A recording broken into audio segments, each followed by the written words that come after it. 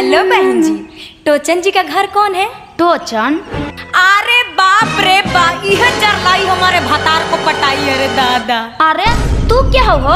हम तारा मरद के काहे फसाब? हमरा लगे मरद नहीं खे। अरे राड़ी, हाय देखता तोरे फोटो नुहरे राड़ी। हाँ हाँ दिखा ना।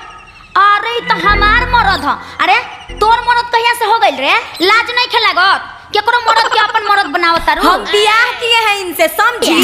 कहता नहीं तो समझ में नहीं खेवत। आज तोहर मांग दौड़ देम, दूध के दूध आ पानी के पानी हो जाई। तू बोले का करबे? दूध के दूध आ पानी के पानी? हाँ रे, हम वीडियो कॉल